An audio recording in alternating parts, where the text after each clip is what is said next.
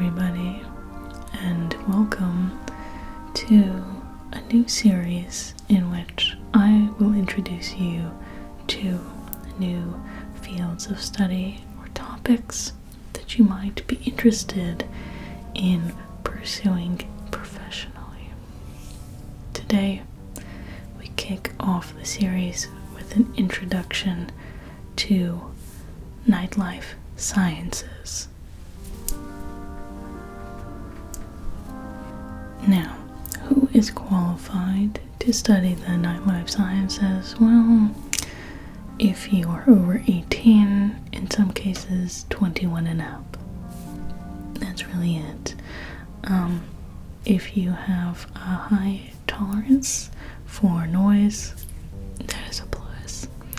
Other than that, you just need your pen, pencil, notebook, and your wits about you.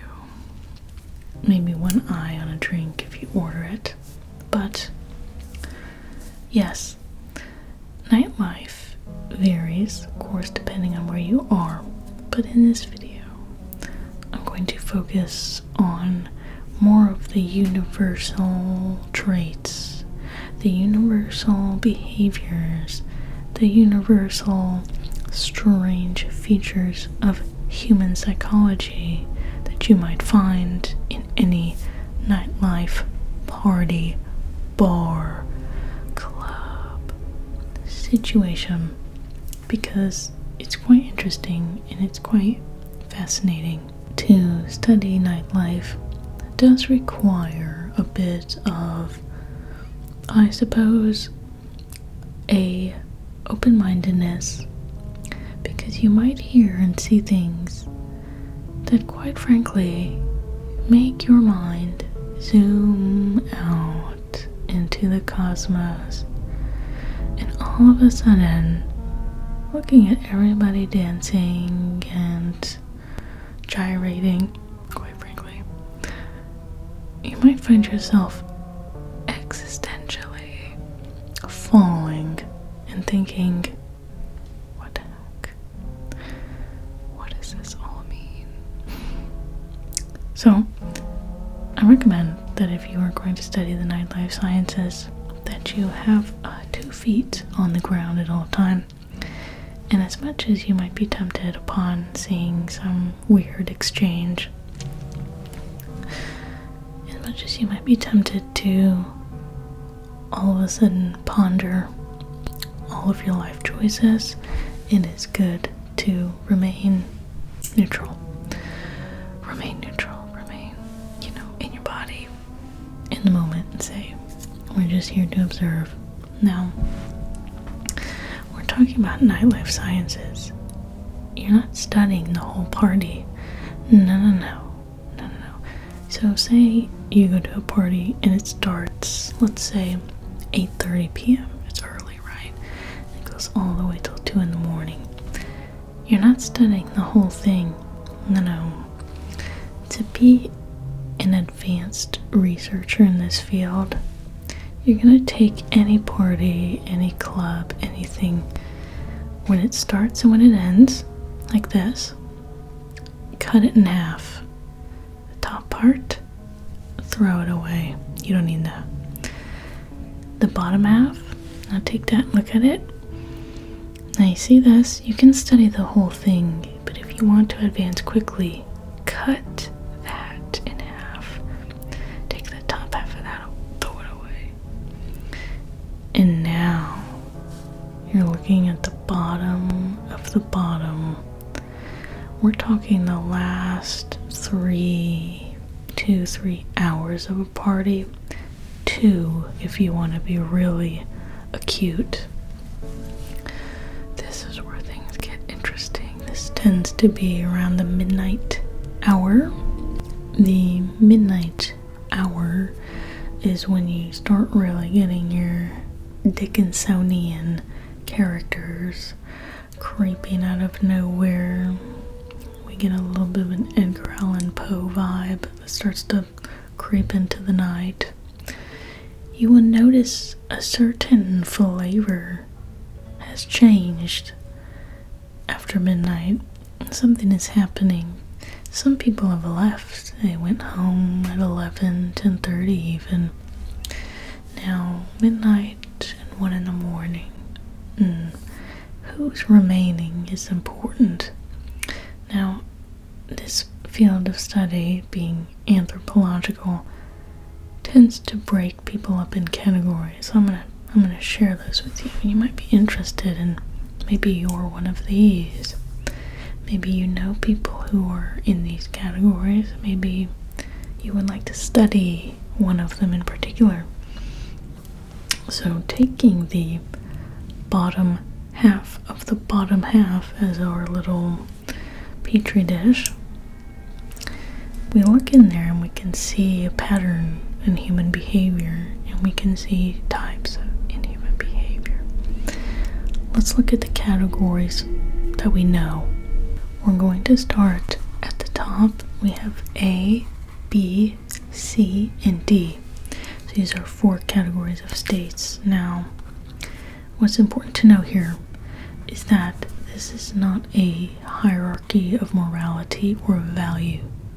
They're just states, so you can think of them this way. Maybe not stacked, but think of them left to right or right to left, A, B, C, and D. Just categories. You can make your judgment call in your own time.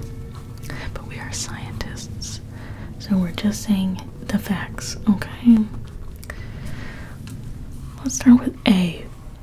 Now, in any really late night situation, one category of people are people who are having a good time. Now, the formal name that I've come up with for category A is chocolate chips. Some people at the end of the night are in a state akin to a nice chocolate chip. And you can think of groups of people as like a chocolate chip cookie. The chocolate chips are doing their thing. What does it mean to be a chocolate chip? Are you a chocolate chip at the end of the night?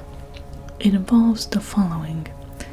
These are people who, like a chocolate chip, are kind of warm and melty, but they've got their boundary still.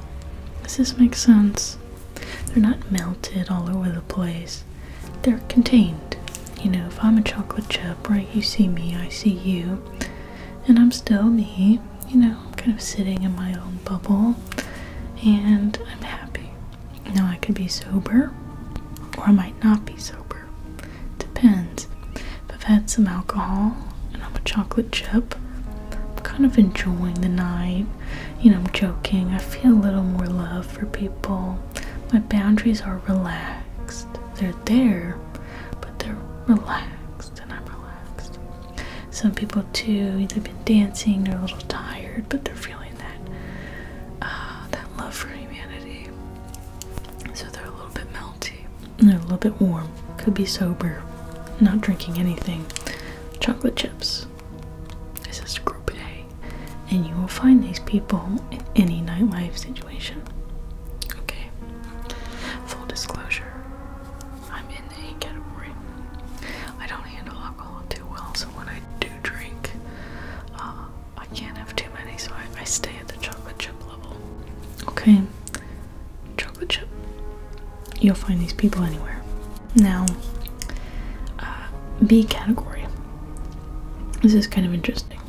B categories, I call them neutrals or bread rolls. Neutrals. So tier number A is a kind of, you know, chocolate chip, melty, you're just chuckling, you know, you're having a little moment. B, in any nightlife situation, you will find sometimes be neutral. You're not having the best of time, you're not having the worst of time. Neutrals sometimes are actually the guests, or they might be DDs, you know. DD stands for designated driver. So the neutral might be somebody who is interested in making sure that the night goes well. They might even be hosting it. So they're not really all the way in it in that warm way, but they're fine. Then they're kind of interested in getting in and getting out. They don't have too much invested in the situation in a nightlife. Neutrals tend to just kind of be there. They're bread rolls. They have a form that they maintain throughout the night. Doesn't melt, doesn't firm up, it just is there. They're still very self-contained as individuals. Now, tier A and tier B, you going into a party can kind of rely on. You can trust as well that their intentions are quite clearly stated. You can trust that they're going to remember what you're telling them. You can trust that in some capacity there will be longevity, there will be a continuity of self, continuity of behavior, and there will be continuity of your relationship. So if you have an exchange with someone the next day, they'll remember it and it will be integrated into, whatever relationship you have with them. So A and B, A a little bit melty, having a good time, you're in your lane, but you're so warm to the world. B, neutral. Things are fine. It's okay to be there. You're not too committed to it. It'll be over and you might even, whatever, you move on. Now, here's where things become quite interesting. It's in our last two categories. Category C, a good way to remember C is that C stands for complex, complex, complex, complex. Now, I call these people, or this set of behavior, syrups. Syrups. You've got your chocolate chips, you've got your bread roll behavior, and then you have the syrups. Oh, I've been in many a party situation or a nightlife situation, throughout my adult life. There are always people who, at that bottom half of the bottom half, where the most substances have been occurring, and there's the most tiredness, and things are getting looser, they themselves begin to liquefy. You can see it. Now, the borders that maintain the shape of the person begin to relax. I have seen many a person start to kind of cling. You start to get all over the place. Really just, you kind of lose yourself. Now, this experience can be quite positive. Borders dissolve, especially in a good environment with people that you know. But sometimes people lose their boundaries in ways that are quite complicated, where all these motivations start coming out, don't know where they're coming from. You'll see people confess weird feelings that maybe aren't even true. You see people just start to say things to you that don't make any sense. This is where people develop quite complex behavior that results from a kind of liquefying of the self into different pools and puddles of emotions. So I call these the syrups, and this is quite interesting. This is kind of, I know I've seen many a lady be this kind of type where it's very, the wine is flowing and it's like, whoa, hanging on different people, trying to go check people out. This is kind of your kind of classic sense of what it means to be drunk, like in the movies. It's the syrup, is category C, complex. Okay, that leaves us with one other category. Let's check it out. Category D.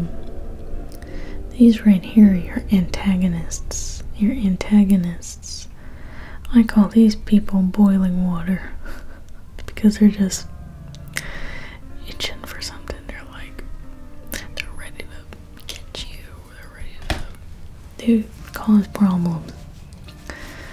Now, I know when I'm at the bottom half of a party that I have stayed too long. And that tends to come when I have encountered category D, which is an antagonist. Sometimes it'll be someone who is just kind of itching to say something. I remember I was at a party once, and it was so weird. I came late with someone, and we were walking up the sidewalk to this house party, and it was full of very trendy, edgy young people, and I had no business being there. But people had been drinking, clearly had been drinking a lot, and the night was underway, and I passed somebody up, someone I didn't know. It was full of people I didn't know, walking up to this house. And this drunk person says, something like, they scoff, say, welcome to my house, I guess, whoever you are. Like, because I didn't say hello to this. Anyway, it doesn't matter. It's not rational. These are antagonists. These are people who are just rude, or they just don't know what's going on, and they're just looking for a fight. Their Amazon package got delayed, and so they've got a bone to pick with the world. I met someone else who wasn't antagonizing me, but was just very antisocial. Ooh, it was like she had this narrative about the world. I got talking to her because I just wanted to pull over to the side and sit down at a club once, and she was just railing about life and about being left behind by people, and people are unreliable,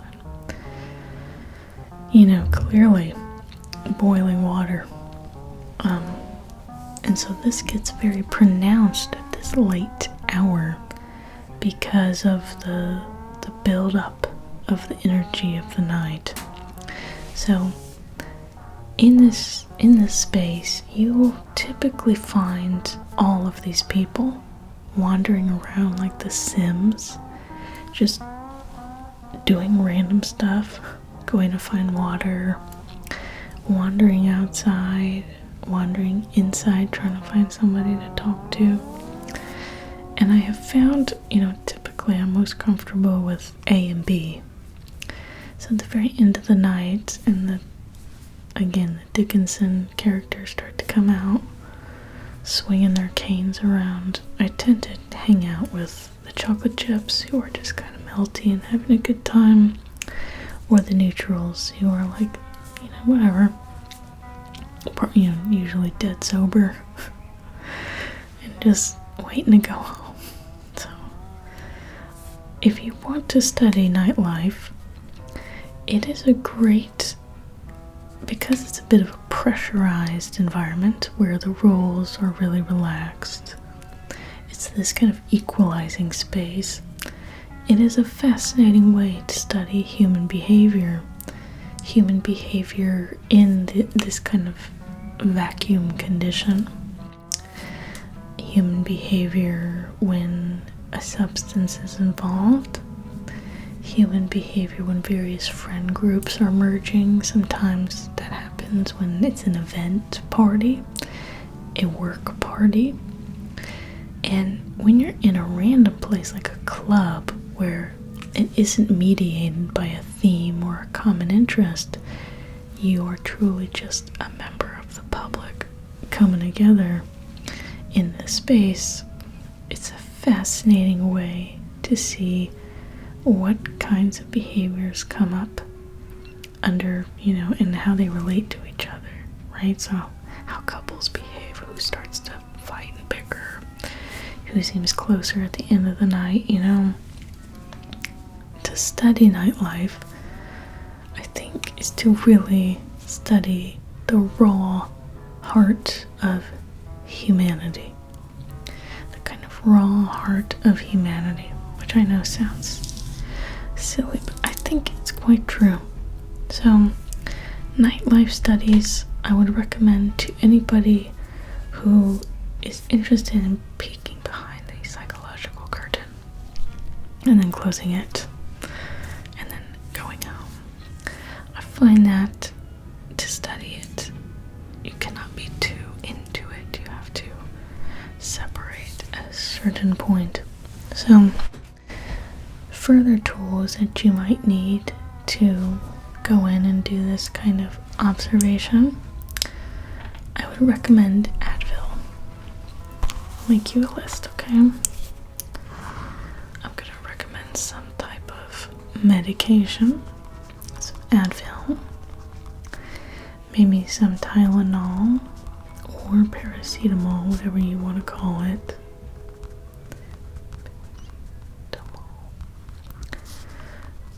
I'm also going to recommend you some herbal supplements, so a multivitamin. It's very important to take these. Multivitamin. I'm also going to recommend some tea, herbal tea. I like peppermint. I also like ginger, so I'm going to recommend you some different herbal teas. I'm also going to recommend that you have boundaries. There's a big one, boundaries. Now, you can't buy these at the store. You can get them. You watch a YouTube video, about boundaries. Acquire it. Boundaries. So, you want to know when to walk away from a conversation. You want to learn to differentiate between the types of people who are left at the end of the night and avoid category D. Avoid that. Keep your eye out for when people start to turn into category D. Okay, so boundaries. Nightlife. Maybe some comfortable yet stylish clothes. I am quite partial to the black shirt, the black top, something black, but you go with your personal style, okay? I'm gonna recommend comfortable yet stylish clothing. If you go in the all khaki field outfit, you might get looked at a little bit weird. I've told you before, a pen, pencil, or notebook. This is very important. Notebook. A burner phone. Don't give people your real number. Give them a fake number. Ideally, you would have a burner phone, a non-smartphone that you could give people your number. Get a burner phone. Okay. Then you want to have the Uber app. You're going to want that on speed dial. Or if you have your car, some way of transportation, transporting yourself out of there at the end of the night. Okay. Yeah. I'm going to recommend some heartwarming literature. I'm going to recommend Winnie the Pooh. Winnie the Pooh. Because, touch grass after you do your observation and your research. Winnie the Pooh. Very heartwarming stuff. So, yeah. Oh, maybe alright, God and sunlight.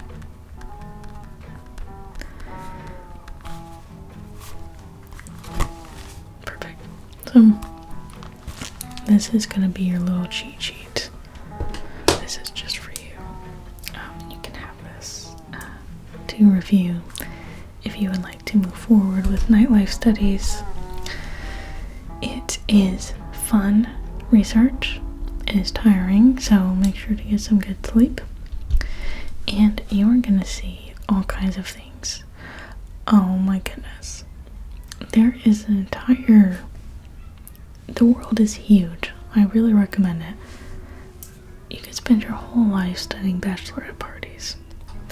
In England, they're called hen do's. Hindus, bachelorette parties. You could spend your whole life studying bachelorette parties. Oh my gosh. There's parties on boats. Don't even get me started. Parties on boats. I don't know much about bachelor parties, I'll be honest. Bachelorette parties fascinate me more because of the complex psychosocial relationships between the women. That fascinates me. But there's all kinds of nightlife you can study. Don't even get me started on region, because there's LA, there's Vegas, there's London and Vegas. Vegas is its own thing. You could talk about, you have to step over the broken dreams at any of this stuff. Quite interesting narratives are going to bubble to the surface as you talk to people. Fascinating. So, I recommend Nightlife Studies if you are interested in people, and if you can stay up past 10 occasionally. It's hard for me to manage, but sometimes I manage to do it, and I never regret it. Yeah. I hope that this was informative, and that you have a new option for you as to what you might dedicate your life to. I will be back with further information about what you might be able to study in your life. If there's anything that you would like more information about specifically, do let me know. But this was an introduction to Nightlife Studies, and I hope to see you very, very soon with even more. So, thank you for watching. I hope that no matter where you are, that you're able to relax, have some freaking peace and quiet, that you are able to actually hit the hay early with no drama. And I hope that you are doing very, very well.